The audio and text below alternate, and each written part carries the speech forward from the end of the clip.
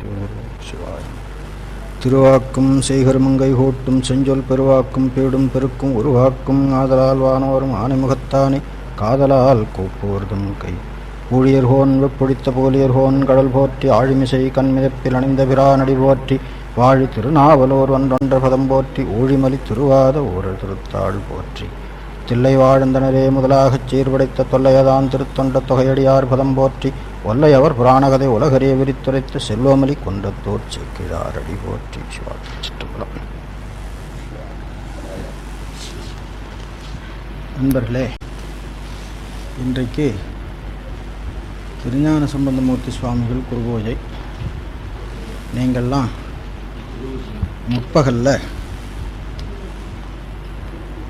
அபிஷேக ஆராதனை மற்ற விசேடங்களில் கலந்து கொண்டு அந்த திருவருள் திளைப்போடு இருக்கிறீர்கள்.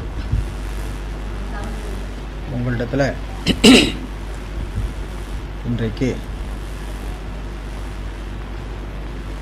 திருஞான சம்பந்தர் அருளியதும் ஏனையோர்கள் அருளியதும் ஆகிய பதியங்கள் சிலவற்றை நாம் சிந்திப்பதற்கு திருவருள் வாய்த்திருக்கிறது. இதே திருஞான சம்பந்தர் குருபூஜை நேற்று வந்திருந்தா குருபூஜை நாளில் நாம் திருமுறை படிக்க முடியாது, நாளைக்கு வந்திருந்தாலும் படிக்க முடியாது. அது இன்றைக்கே வந்திருக்கிறது. அதுலேயும் கூட ஒரு சின்ன தடங்களோடு தான் வந்திருக்கிறது. முற்பகல் வகுப்பு நடத்துவதற்கு வாய்ப்பில்லை. ஏன்னா எல்லோரும் குருபூஜையில் இருப்பார்கள், அந்த முற்பகல் வகுப்புக்கு வர்றதுக்கு சிரமமாக இருக்கும். அப்படிங்கிறனால முற்பகல் வகுப்பு நிறுத்திட்டோம். முற்பகல் வகுப்பு நிறுத்தின பொழுது இதையும் நிறுத்த வேண்டியது தானேங்கிற ஒரு எண்ணம் என் மனசில் இருந்தது. அப்போ நான் அவர்கிட்ட சொல்லிட்டேன், இவங்ககிட்ட சொல்லிடுங்க, இவங்க எப்படி பண்ணுறாங்களோ அப்படி பண்ணிக்கிட்டோம், நிறுத்துங்கன்னு சொல்ல வேண்டாம், நடத்துங்கன்னு சொல்ல வேண்டாம் அப்படின்னு நான் சொல்லிட்டேன். அப்புறம் இவங்க நடத்தலாம்னு சொன்னாங்க. எனக்கும் கொஞ்சம் அரை மனசு தான், இதுக்காக பிற்பகல் போயிட்டு உடனே திரும்பி வர வேண்டியது அப்படின்ட்டு. இருந்தாலும் திருஞான சம்பந்தர் திருநட்சத்திரத்தில் திருமுறையை சிந்திப்பது ஒரு புண்ணியம் இல்லையா? அதுக்காகவே இந்த வகுப்பு இன்றைக்கு நாம் வைத்திருக்கின்றோம். அந்த அளவில் இன்றைக்கு ஒரு மகிழ்ச்சியான நாள் என்று சொல்லிக்கொண்டு நாம் பழக்கமாக படிக்க வேண்டிய திருமுறையை தொடங்குவோம். இன்றைக்கு திருத்துருத்தியும் திரு வேள்விக்குடியும் என்ற ஸ்தலத்து பதிகம், திருஞான சம்பந்தமூர்த்தி சுவாமிகளுடைய பதிகம் தொடங்க வேண்டும். இது 3ஆம் திருமுறையில் இருக்கக்கூடிய பதிகம். சம்பந்தமூர்த்தி சுவாமிகள் திருநின்றியூர், நீடூர், புன்கூர், பழமண்ணிப்படிக்கரை, திருக்குறுக்கை, பந்தனைநல்லூர், திருமணஞ்சேரி, எதிர்கொள்பாடி ஆகிய தலங்களை பணிந்து வேள்விக்குடிக்கு வந்து சேர்ந்தார் என்று வரலாறு சொல்லிச் செல்கிறது. திருத்துருத்தியில் சிவபெருமான் பகற்பொழுதிலே எழுந்தருளி இருப்பதாகவும், திருவேள்விக்குடியிலே இரவு பொழுதிலே எழுந்தருளி இருப்பதாகவும் ஒரு மரபு, ஐதீகம் அப்படின்னு சொல்லுவார்கள், பழக்கமாக சொல்லி கொண்டு வருகிற முறை. சுவாமிகள் காலத்துக்கு முன்னிருந்தே அது இருக்கிறது. சுவாமிகள் அதை பதிகத்தில் வைத்து பாடியிருக்கின்றார்கள்.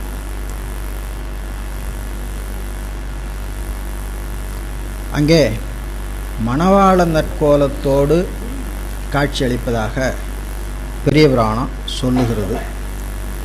செழுந்திரு வேள்விக்குடியில் திகழ் மணவாள நற்கோலம் பொழிந்த புனல் பொன்னிமேவும் புனித துருத்தி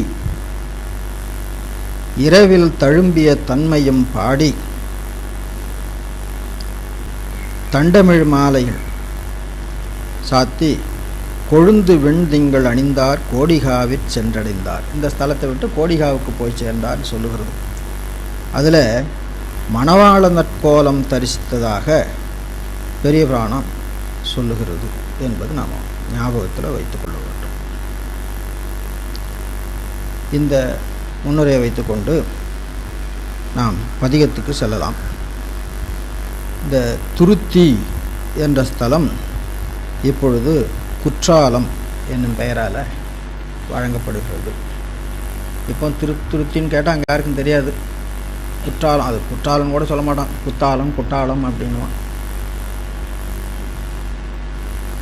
மயிலாடுதுறையிலேருந்து வரணும். நீங்களாம் போயிருப்பீங்க, எல்லாம் இந்த தல யாத்திரை நிறையா பண்ணியிருக்கிறீங்க. நான் உங்கள் அளவுக்கு தல யாத்திரை பண்ணினதில்லை. பார்க்கலாம். ஓங்கி மேல் உழிதரும் ஒலி புனற்கங்கையை ஒரு சடை மேல் தாங்கினார், இடுபலி தலை கலனாக் கொண்ட தம் அடிகள் பாங்கினால் உமையொடும் பகலிடம் புகலிடம் பைம்பொழில் சூழ் வீங்கு நீர் துருத்தியார், இரவிடத்து உறைவர் வேள்வி குடியே. இதில் இந்த ஒரு தொடர் மட்டும் ஞாபகம் வைத்து கொண்டா போதும். பகலிடம் புகலிடம் பைம்பொழில் சூழ் வீங்கு நீர் துருத்தியார். பகலிடம், பகற்காலத்திலே, இடம் என்பது காலம் என்னும் பொருளில் வருது. பகற்காலத்திலே அவர் புக்கு தங்கி இருக்கிற இடம் புகலிடம். புகலிடம்னா நாம் இந்த உலக வழக்கத்தில் சொல்கிற மாதிரி அந்த மாதிரி புகலிடம்னு அர்த்தம் பண்ணக்கூடாது. ஆண்டவன் தான் எல்லாருக்கும் புகலிடம், ஆண்டவனுக்கு புகலிடம் ஒன்றும் கிடையாது. அதனால் புகலிடம் என்பதற்கு புக்கு தங்கி இருக்கின்ற இடம் அப்படின்னு அர்த்தம். புகழ் என்பதுக்கு புகுதல் என்ற அர்த்தம். பகலிடம் புகலிடம் பைம்பொழில் சூழ் வீங்கு நீர் துருத்தியார், இரவிடத்து உறைவர் வேள்வி குடியே. அங்கே பாங்கினால் உமையொடும் பகலிடம் புகலிடம், இதான் மணவாளனர் கோலம் என்று அர்த்தம் பண்ணிக்கொள்ள வேண்டும். அதுக்கு மேலே இருக்கிற 2 வரியும் சிவபெருமானை சொல்லுகிறது. கங்கையை சடைமேல் தாங்கினார், தலையை கலனாக கொண்டு இடுபலி ஏற்பவர். 2 விஷயம் சொல்லப்பட்டிருக்கிறது. ஓங்கி மேல் உழிதரும் ஒலி புனல் கங்கையை, ஒலி புனல் கங்கை, உழிதரு கங்கை, ஓங்கி மேல் உழிதரு கங்கை. உழிதருதல் என்பது இங்கு அங்கும் நீர் பரவுதல்லவா, அதை உழிதருதல்னு சொல்கிறது. ஓங்கி மேல் உழிதரும் ஒலி புனல் கங்கையை ஒரு சடை மேல் தாங்கினார். ஒரு சடை மேல் தாங்கினார் என்பதுக்கு அர்த்தம் சடையின் ஒரு பாகத்திலே தாங்கினார் அப்படின்னு அர்த்தம். சடை முழுவதும் கங்கை நிறைஞ்சு இல்லை. கலித்தொகைன்னு ஒரு சங்க நூல் உண்டுங்க. அதில் 1000 முகத்தால் பறந்து வந்த கங்கையை சடையின் ஒரு கூற்றிலே புல் நுனியில் பனித்துளி தங்கி இருக்கும் பாருங்க, அந்த மாதிரி தங்க வைத்தார் அப்படின்னு சொல்கிறார். அப்படின்னா அவ்வளவு பெரிய கங்கை அவருடைய சடையில் புல் நுனியில் பனித்தவலை தங்கினார் போல தங்கிற்று அப்படின்னு சொன்னால் அந்த சடை எவ்வளவு பெரியதுன்னு பார்த்துக்கொள்ள வேண்டும். அந்த சடை அளவுமே கங்கை தங்கி இருந்தது என்று சொன்னால் சடைக்கு ஒரு பெருமை இல்லை. கங்கையும் அவ்வளோ பெருசாக இருந்தது, சடையும் அவ்வளோ பெருசாக இருந்ததுன்னு ஆகும். அதுக்காக அப்படி சொல்கிறது. அதனால் ஒரு சடை மேல், சடையின் ஒரு கூற்றிலே அப்படின்னு அர்த்தம் பண்ணும். ஒரு பங்கிலே, ஒரு பாகத்திலே அப்படின்னு அர்த்தம் பண்ணும். ஓங்கி மேல் உழிதரும் ஒலி புனல் கங்கையை ஒரு சடை மேல் தாங்கினார், இடுபலி தலை கலனா கொண்ட தம் அடிகள். தலை கலனா இடுபலி கொண்ட அடிகள் அப்படி மாற்றிக்கணும். பிரம்மகபாலத்தையே பிச்சை ஏற்கின்ற பாத்திரமா, கலன்னா பாத்திரம். கலன் என்பதுக்கு சில இடத்துல அணிகலன் அர்த்தம் வரும். இந்த இடத்துல கலன் என்பதுக்கு பாத்திரம் என்று அர்த்தம் பண்ணும். பிச்சை ஏற்கின்ற பாத்திரமாக இடுபலி, அன்பர்கள் இடுகின்ற பிச்சையை, பலி என்பது பிச்சை என்ற பொருளில் இங்கே வரும். இடுபலி தலை கலனா கொண்ட தம் அடிகள், பகலிடம் புகலிடம் துருத்தியார், இரவிடத்து உறைவர் வேள்வி குடியே. பதிகம் முழுவதும் இப்படியே தான் இருக்குங்க. ஒரு பாட்டை பார்த்தா போதும், ஏனைய பாட்டை அப்படித்தான். தூரு சேர் சுடலையில் சுடரெறி ஆடுவர், துளங்கு ஒளிசேர் நீரு சாந்தன உகந்து அணிவர், வெண்பிறை புல்கு சடைமுடியார், நாறு சாந்திளமுலை அறிவையோடொரு பகல் அமர்ந்த பிரான், வீறு சேர் துருத்தியார், இரவிடத்து உறைவர் வேள்வி குடியே. தூரு சேர் சுடலையில் சுடரெறியாடுவர். தூரு என்பது புதர்கள், புதர்கள் சேர்ந்த சுடுகாட்டில் எரியாடுபவர். தூரு சேர் சுடலையில் சுடரெறியாடுவர், துளங்கு ஒளிசேர் நீரு சாந்தன உகந்து அணிவர். நீரு சாந்து என உகந்து அணிவர். சாந்து என்பது மேலே பூசிக்கொள்ளுகின்ற வாசனை பொருள். சிவபெருமான் மேலே பூசிக்கொள்ளுகின்ற வாசனை பொருள் யாதுன்னா திருநீர் தான். அந்த திருநீர் எத்தகையதுன்னு கேட்டால் துளங்கு ஒளிசேர் நீர், துளங்கு ஒளிசேர் நீரு சாந்தன உகந்து அணிவர் வெண்பிறை புல்கு சடைமுடியார். பிறை பொருந்திய, புல்குதல்னா பொருந்துதல் அர்த்தம். வெண்பிறை புல்கு சடைமுடியார். இது இறைவனை சொன்னது இந்த 2 வரியும். அடுத்து 3வது வரி உமையம்மையோடு பகலிடத்தில் திருச்சியில் தங்கியிருக்கிறார், இரவிடத்து வேள்விக்குடி இருக்கிறார். 4வது வரியில் சொல்லுகிறார்.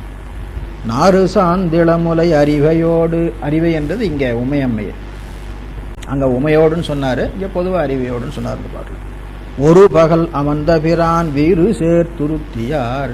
வீறு சேர் துருத்தியிலே ஒரு பகல் அமர்ந்த பிரானார் என்று அப்படி அர்த்தம் பண்ணிக்கொள்ள வேண்டும். இரவிடத்து உறைவர் வேள்வி குடியே. மழை வளர் இளமதில் மழை வளர் இளமதி மலரோடு தலை புல்கு வார் சடைமேல் கழைவளர் புனல் புகக் கண்டயங் கண்ணுதற் கபாலியார்தாம். இழைவளர் துகிலல்குல் அறிவையோடு ஒரு பகல் அமர்ந்த பிரான் விழைவளர் துருத்தியார் இரவிடத்து உறைவர் வேள்வி குடியே. இந்த பாட்டு அப்படிதானுங்க. 3வது வரியில் உமையம்மையோடு அப்படின்னு சொல்லுது. 4வது வரியில் பகலில் துருத்தியில் இருப்பார், இரவில் வேள்விக்குடியில் இருப்பார்னு சொல்லுகிறது. அதனால் முன்னால் இருக்கிற 2 வரி இப்போ பொருள் பார்ப்போம். மழை வளர் இளமதி மலரோடு தலை புல்கு வார் சடை மேல். அவருடைய சடையின் மேலே என்னென்ன இருக்கிறது? சடை மேல், வார் சடை மேல். வார் சடைனா நீண்ட சடை. அது என்னென்ன இருக்குது? இளமதி, மலர், மலர் இருக்குது ஓமத்தை, அப்புறம் தலை, நகுவெண்டலைன்னு சொல்றது, அது இதில் இருக்கும். தலை புல்கு வார் சடை மேல். மழை வளர் இளமதி, மதி கடைமொழிங்க, மேகத்தோடு தங்கி இருக்கிற மதி, அதனால மழை வளர் இளமதி மலரோடு தலை புல்கு வார் சடை மேல் கழை வளர் புனல் புக கண்டயங் கண்ணுதல். சடைமேல் புனல் புக, கழை வளர் புனல் புக கண்டயம் அடிகள் என்று அப்படி வேண்டும். கண்ணுதல் கபாலியார்தாம். சிவபெருமானுடைய வேடம். மேலே தலை கலனா இடுபலி கொண்ட எம்மடிகள்னு சொன்னோம் இல்லைங்களா, அதுதான் கபாலியார். கபாலம் ஏந்தியவன் கபாலி. அதையே பெருசாக பிடித்து கொண்டு ஒரு சமயம் இருந்தது, அதுக்கு காபாலிகம் அப்படின்னு பேர். கபாலி என்கின்ற வடிவத்தை வழிபடுகின்ற சைவ சமயத்துக்கு காபாலிகம் அப்படின்னு பேர். அது சைவத்தினுடைய ஒரு பிரிவு. அகப்புற சமயத்தில் 6 சைவம் உண்டு. அந்த அகப்புற சமயத்தில் இருக்கிற 6 சைவத்தில் காபாலிகம் ஒரு சைவம். அதெல்லாம் திருஞான சம்பந்தமூர்த்தி சுவாமிகள் காலத்தில் இருந்தது. இப்போ நாம் இறைவனுக்குரிய வடிவத்தில் கபால வடிவம் சொல்கிறோம், ஆனால் அப்படி தனியாக ஒரு சமயம் இப்பொழுது இல்லை. அடுத்தது கரும்பன வரி சிலை பெருந்தகை காமனை கவினழித்த சுரும்பொடு தேன்மல்கு தூமலர் கொன்றையஞ்சுடற்சடையார் அரும்பன வனமுலை அறிவையோடொரு பகல் அமர்ந்த பிரான் விரும்பிடன் துருத்தியார் இரவிடத்து உறைவர் வேள்வி குடியே. இந்த பாட்டில் எப்படி தானுங்க, 3வது பாட்டில் உமையம்மையோடு என்ற விஷயம் சொல்லப்பட்டது. 4வது வரியில் பகலில் துருத்தியில் இருக்கிறார், இரவில் வேள்விக்குடியில் இருக்கிறார் சொல்கிறது. மற்ற 2 வரைக்கும் பொருள் பார்க்கலாம். கரும்பன வரி சிலை பெருந்தகை, கரும்பால் ஆகிய சிலை வரி சிலை. கரும்பன வரி சிலை பெருந்தகை காமனை கவினழித்த சுரும்பொடு தேன் மல்கு தூமலர் கொன்ற எஞ்சுடற்சடையார். கவினழித்த சடையார் என்று அர்த்தம் பண்ணிக்கொள்ள வேண்டும். கவினழித்த என்பதை சடையார் என்பது கூட்டிக் கொள்ள வேண்டும். அப்புறம் சுரும்பொடு தேன்மல்கு தூமலர் கொன்றையஞ்சுடற்சடையார். கொன்றையஞ்சுடற்சடையார், கொன்றை எத்தகையது? தூமலராகிய கொன்றை, அதில் சுரும்பும் தேனும் நிறைந்திருக்கிறது.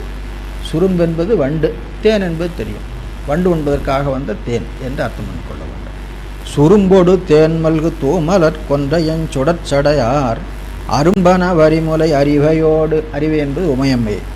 ஒரு பகல் அமர்ந்த பிரான் விரும்பிடம் துருத்தியார் இரவிடத்து உறைவர் வேள்வி குடியே. வளங்கிளர் மதியமும் பொன்மலர் கொன்றையும் வாளரவும் களங்கொளச் சடையிடை வைத்தையும் கண்ணுதற் கபாலியார். இங்கேயும் சடையைத்தான் சொல்லுகிறது. அங்கே என்னென்ன சொல்லப்பட்டிருக்கிறது? வளங்கிளர் மதியமும் பொன்மலர் கொன்றையும் வாளரவும். வாளரவு ஒளி பொருந்தி அரவு என்று அர்த்தம் பண்ணிக்கொள்ளும். களம் கொளச் சடை, களம் கொளன இடமாக கொள்ளும்படியாக. களம் என்று சொல்லுக்கு இடம் அர்த்தம். களங்கொளச் சடையிடை வைத்தயங் கண்ணுதற் கபாலியார். இனி 3வது வரி எப்பவும் போல உமையம்மையை சொல்லுகிறது. 4வது வரி இருக்கிற இடத்தை சொல்லுகிறது.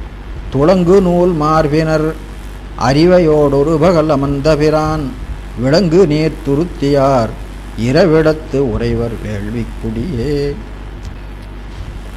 பொறியுலாம் அடுபுலி உரிவையர் வரியரா பூண்டு இலங்கும் நெறியுலாம் பலிகொளும் நீர்மையர் சீர்மையை நினைப்பறியார் மரியுலாங் கையினர் மங்கையோடொரு பகல் அமர்ந்தபிரான் வெறியுலான் துருத்தியார் இரவிடத்து உறைவர் வேள்விக்குடியே.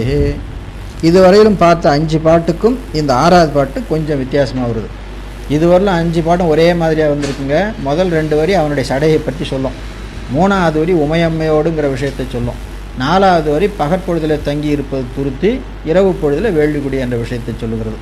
பாட்டு தான் வேறு வேறு வந்திருக்கிறத தவிர விஷயம் ஒரே விஷயந்தான். இதுதான் பதிகத்தினுடைய லட்சணம். 10 பாட்டுலேயும் ஒரே விஷயந்தான் சொல்லப்பட்டிருக்கும் அப்படிங்கிறத நினைவு கொள்ள வேண்டும். இங்கே பாட்டு 6வது பாட்டில் மட்டும் அந்த சடையை பற்றிய பேச்சு இல்லை, அவனுடைய இயல்பை பற்றி பேசுகிறாங்க. பொறியுலாம் அடுபுலி உரிவையர் வரியரா பூண்டு இலங்கும் நெறியுலாம் பலிகொளும் நீர்மையர். பொறியுலாம் அடுபுலி உரிவையர், புலி உரிவையர், புலியை உரித்து கொண்ட தோலை ஆடையாக உடுத்தியவர் புலி உரிவையர். அந்த புலிக்கு அடைமொழி அடுபுலி. பொறியுலாம் புலி, பொறின்னா அந்த மேலே வரி வரியாக கோடு இருக்குது இல்லையா, அது பொறியுலாம் அடுபுலி உரிவையர். அப்புறம் என்ன இருக்கவிட்ட வரி அரா பூண்டு இலங்கும், வரி கோடுகளை உடைய பாம்பினை அணிந்து விளங்குகிறார். பூண்டு இலங்கும். அப்புறம் நெறியுலாம் பலிகொளும் நீர்மையர், நெறியுலாம் பலிகொளும் நீர்மையர், பிச்சை ஏற்கின்ற தன்மையை உடையவர். நேர்மைன்னா தன்மை. பலிகொளும் நீர்மையர், நெறியுலாம் பலிகொளும் நீர்மையர், முறையால் வருகின்ற பிச்சையை ஏற்றுக்கொள்பவர் அப்படின்னு அர்த்தம். அப்போ பிச்சை ஏற்பதற்கும் ஒரு முறை இருக்கிறது, பிச்சை இடுவதற்கும் ஒரு முறை இருக்கிறது அப்படிங்கிறத நினைவு கொள்ள வேண்டும். நெறியுலாம் பலிகொளும் நீர்மையர் இவ்வளவு சொல்லிட்டு கடைசியில் ஒரு விஷயம் சொல்லியிருக்கிறார். அது ஒன்று தான் நாம் கவனிக்க வேண்டியது இங்கே. சீர்மையை நினைப்பறியார். சீர்மை, சீர்மைனா சிறப்புன்னு அர்த்தம்,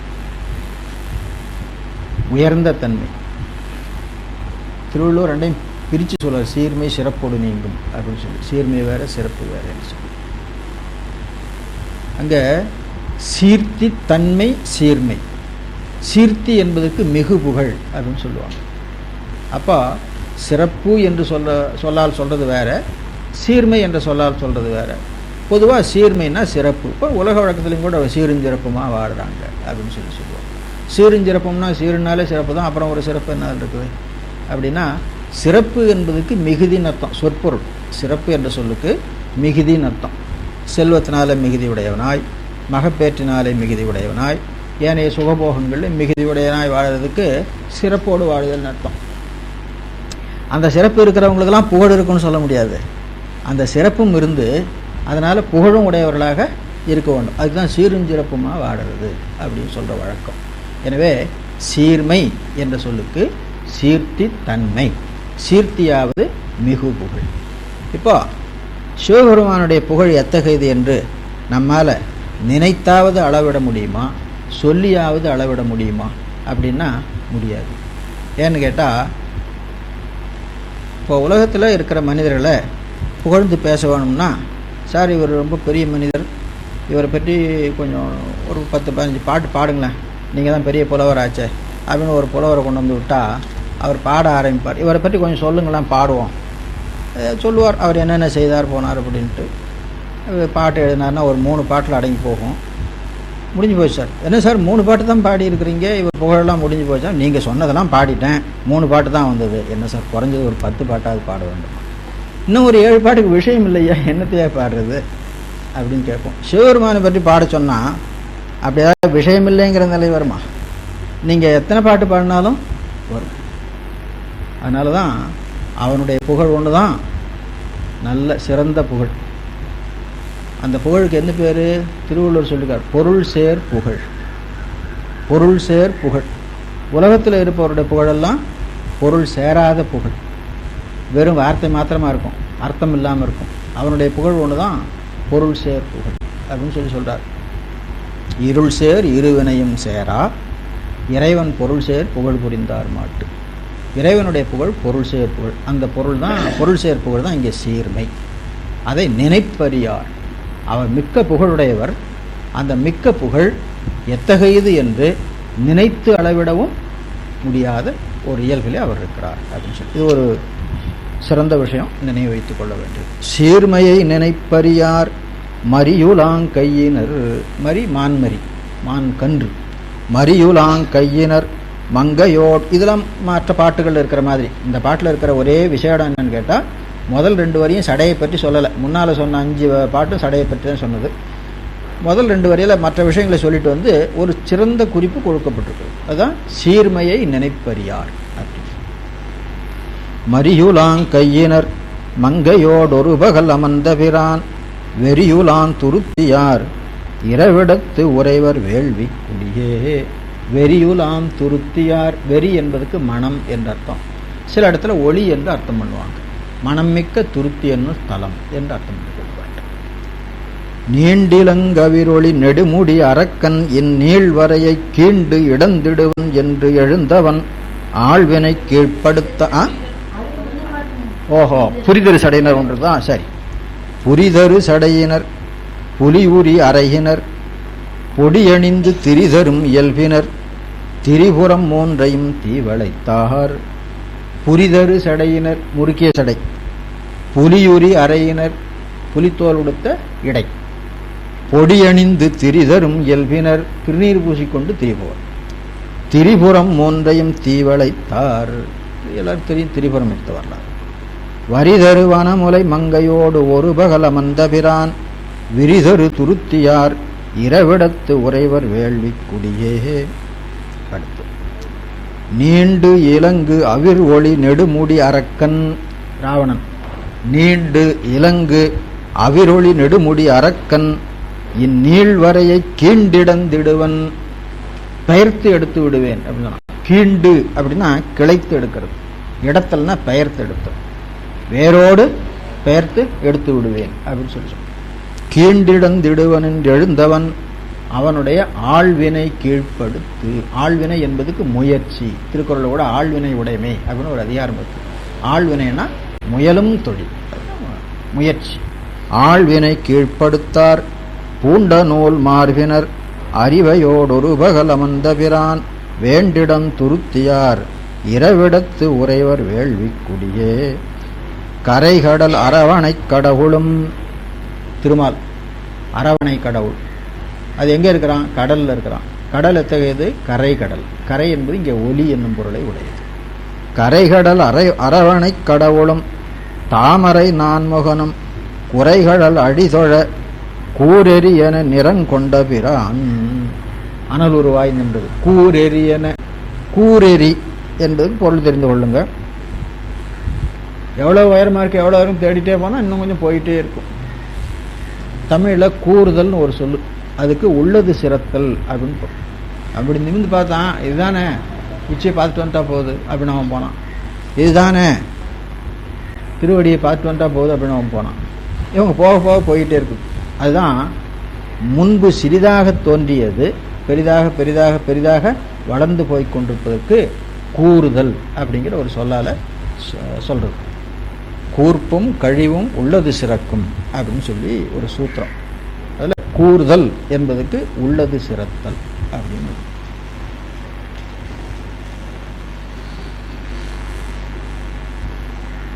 அதனால் அவன் முதல்ல பார்க்குற பொழுது அந்த வடிவம் என்னமோ ரொம்ப சுலபமாக தெரிஞ்சுது. இவ்வளோதானே, அவன் தலை நம்ம உச்சியை பார்த்து வந்துட்டா போகுது அப்படின்னு தான் போயிருக்கிறாங்க. அது போக போக நீண்டுகிட்டே இருக்குது.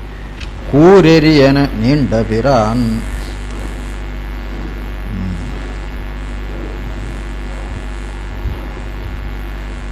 கூரெறியன நிறங்கொண்ட பிரான் வரைகழு மகளோடும் பகலிடம் புகலிடம் வன்பொழில் சூழ் விரைகமிழ் துருத்தியார் இரவிடத்து உறைவர் வேள்வி குடியே. அயமுக வெயில் நிலை அமணரும். இது சமன்பாட்டு. சமணர்களை பற்றி ஒரு செய்தி சொல்லியிருக்கிறார். வெயிலில் நிற்கிறது தவம்னு அவங்க நினைப்பாங்க. வைதிகத்திலையும் கூட சொல்லுவாங்க, பஞ்சாக்கினி மத்தியில் நின்று தவம் புரிதல்னு கேள்விப்பட்டிருப்பீங்கல்ல.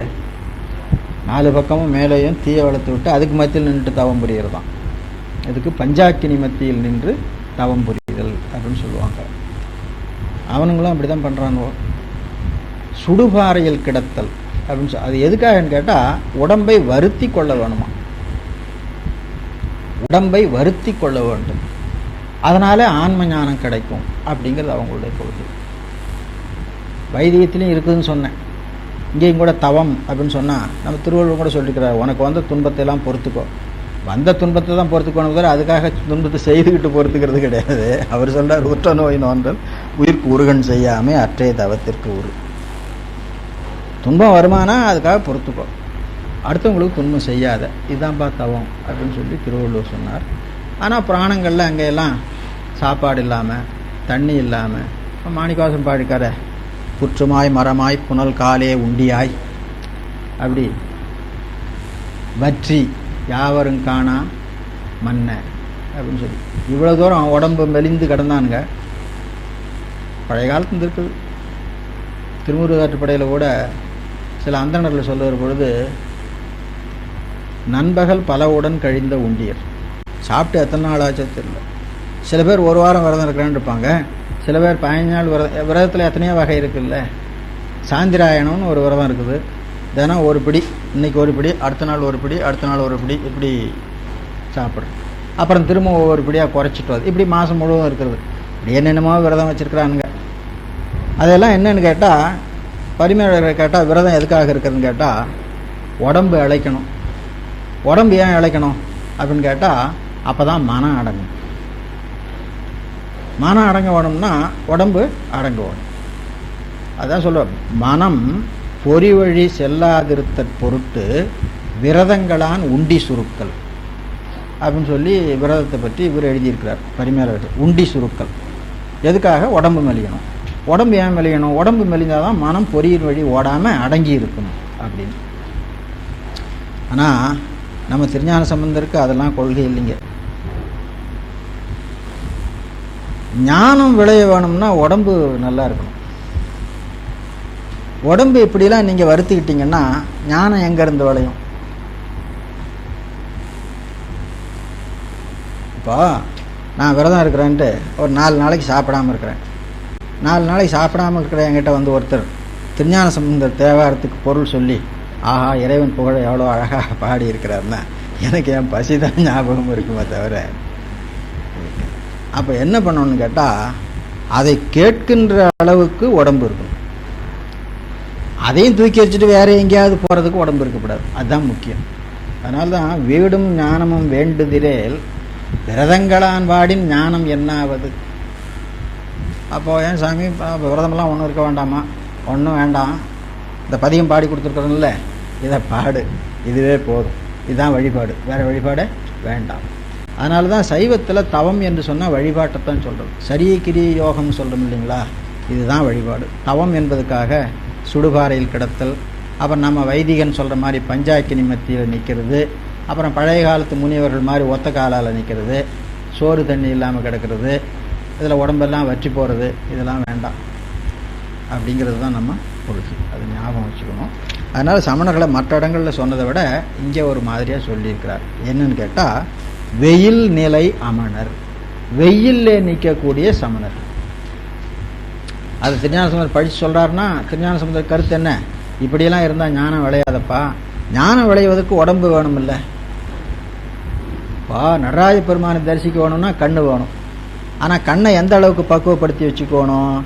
வேறு விஷயங்களை தேடி ஓடாமல் நடராஜ பெருமானை காணுகிற அளவுக்கு வச்சுக்கணும். இவன் எல்லாத்தையும் அடைச்சிட்டு நடராஜ பெருமானையும் கூட காண முடியாதபடி கண்ணை அடைச்சி வச்சுருந்தான்னா அவன் என்னத்தை காண முடியும்? அதனால் நம்ம திருஞான சம்பந்தருக்கு அதெல்லாம் உடன்பாடு இல்லை என்பது தான் கருத்து. சைவத்துக்கும் அது உடன்பாடு இல்லை. சைவத்தில் தவம் என்றால் வழிபாடு தான், வேறு ஒன்றும் இல்லை. வழிபாடு என்பது பூஜை தான். புறத்தால் வச்சு பண்ணுற பூஜை, அகத்தால் வச்சு பூஜை பண்ணுறது. அது மாதிரி அந்த வெயிலில் நிற்கிறது கூட எப்படிப்பட்ட வெயில்னு கேட்டால், இரும்பை நெருப்பில் பழுக்க காய்ச்சினா எவ்வளவு சூடாக இருக்கும், அவ்வளவு சூடான வெயிலில் நிற்கிறது. அதை சொல்கிறார். அயமுக வெயில் நிலை அமணரும். அயம்னா இரும்பு, அயமுக வெயில். அயமுகம் என்பதை இரும்பின் முகத்திலே பற்றிய தழல் போல தகிக்கின்ற வெயில் அப்படின்னு கூட்டிக் கொள்வோம். அயமுக வெயில் நிலை அமணரும் குண்டரும். சமணர்களில் ஒரு பிரிவினர் இல்லறத்தார், அவருக்கு குண்டன். சாக்கியரும் பௌத்தர்கள். நயமுக உரையினர் நகுவன சரிதைகள் செய்துழல்வார். அவங்க என்ன பண்றாங்க அப்படிங்கறத சொல்லி இருக்கிறார் பாருங்க. நயமுக உரையினர். திருநாவுக்கரசர் அப்படித்தானே கூட்டிட்டு போயிட்டானுங்க. வேறு வீடு அடைவதற்குரிய நெறி யாதுன்னு ஆராய்ச்சி பண்ணிட்டு இருந்தாரு. இந்த நெறி தான் வீடு அடைவிக்கிற நெறின்னு சொல்லி கூட்டிட்டு போயிட்டார். வீடடையும் நெறி இதுவே என்று தம்மோடு கூட வரும் குறிபலவும் கொழுவுவார் அப்படின்னு சொல்லி பாடியிருக்கிறார் சேர்க்கிறார். அதனால நீங்க என்னத்தை தேடிட்டு வர்றீங்கன்னு பார்ப்பாங்க, உங்களுக்கு தகுந்தாப்புல சொல்லி அவங்க வழியில கூட்டிட்டு போயிடுவாங்க. நான் தவம் பண்ணலான்னு பார்க்குறேன் அப்படின்னா இதுதான் ஏன் தவம், இந்த தவம் பண்ணினா உங்களுக்கு எல்லாம் கிடைக்கும் அப்படின்னு சொல்லி கூட்டிட்டு போயிடுவாங்க. இப்படி அந்த காலத்தில் அவர்கள் சமணத்தை பரப்பி இருக்கிறார். ஆனால் நயமுக உரையினர் இதுக்கு பல கதைகளை எல்லாம் சொல்லுவானுங்க. அந்த கதைகளை கேட்டால் நமக்கு சிரிப்பு தான் வரும். சொல்றார், நகுவன சரிதைகள் செய்துழல்வார். நகுவன சரிதைகள், சரிதைகள்னா வரலாறு கதைகள். அவன் சொல்றதெல்லாம் நமக்கு சிரிப்பு தான் வரும். நகுவன, நகுவனா சிரிக்கத்தக்கனவாகிய. சிரித்தல்னா என்ன அர்த்தம்? மகிழ்ச்சியினால சிரிக்கிறது இல்லை, இகழ்ச்சியினால சிரிக்கிறது. இகழ்ந்து சிரிக்கத்தக்கனவாகிய சரிதைகளை சொல்லுவார்கள். அப்போ பொருளற்ற சரிதைகளை சொல்லுவார்கள், ரொம்ப நயமா சொல்லுவார்கள். அதையெல்லாம் நீங்க கேட்காதீங்க அப்படின்னு சொல்லி சொல்றாரு. நயமுக உரையினர் நகுவன சரிதைகள் செய்துழல்வார். கயலன வரிநெடுங்கண்ணியோடு ஒரு பகல் அமர்ந்த பிரான் வியனகத் துருத்தியார் இரவிடத்து உறைவர் வேள்வி குடியே. அந்த செய்துழல்வார் என்பதன் பின்னால ஒரு சொல்லு சேர்த்துக்கணுங்க. செய்துழல்வார் அவர்களுடைய உரைகளையோ சரிதைகளையோ நீங்கள் ஒரு பொருளாக மதித்து கேட்காதீர்கள் அப்படிங்கிறத கூட்டிக்குவோம். இல்லைன்னா அது அப்படியே தனியாக நின்றுட்டு இருக்கோம். உழல்வார் அப்புறம் என்ன சார், அது எங்கே சார் போய் முடிஞ்சது அப்படின்னா அது வேற எங்கேயும் போய் முடியறதுக்கு இடமில்லை. அதனால் அது ஒரு சொல் கூட்டிக்கொள்ள வேண்டும். அந்த உரையினையும் சொல்லினையும் கேட்காதீர்கள் அப்படின்னு சொல்லி முடித்துக்கொள்ள வேண்டும். விண்ணுலாம் விரிபொழில் விரைமணல் துருத்தி வேள்வி குடியும் ஒன்னுலாம் ஒலிகழல் ஆடுவார் அறிவையோடு உரைபதியை. விண்ணுலாம் விரிபொழில் விரைமணல் துருத்தியும் வேள்வி குடியும். துருத்தி வேள்வி குடின்னு சொல்றார். துருத்தியும் வேள்விக்குடியும்னு சொல்லணும். இப்போ துருத்தி வேள்விக்குடி ரெண்டையும் ஒரே தலமாக்குறதுல ஒரு சம்பிரதாயம் உண்டு அப்படிங்கிறது தெரியுது. துருத்தி என்பதும் வேள்விக்குடி என்பதும் ஒரே தலம். அதனால தான் பகல் இடத்துல ஒரு இடம், இரவு இடத்துல ஒரு இடம், ரெண்டும் சேர்ந்து ஒரு நாளாக கணக்குனா அந்த நாளில் ஒரு இடம் தான் அது கணக்கு வரும். அதனால துருத்தி வேள்விக்குடி ரெண்டையும் ஒரே தலமாக வைத்துக் கொள்வது ஒரு வழக்கு. துருத்தி வேள்விக்குடியும் ஒன்னுலாம் ஒலிகழல் ஆடுவார் அறிவையோடு உரைபதியை. நன்னுலாம் புகழியுள் அருமறை ஞான சம்பந்தன் சொன்ன பண்ணுலாம் அருந்தமிழ் பாடுவார் ஆடுவார் பழியிலரே. பண்ணுலாம் அருந்தமிழாகியதனை பாடுபவரும் பக்தி மிகுதியினாலே ஆடுபவரும் பழி இல்லாதவராக ஆவார்கள் அப்படின்னு பதிகப் பயன் சொல்லி முடித்தார்.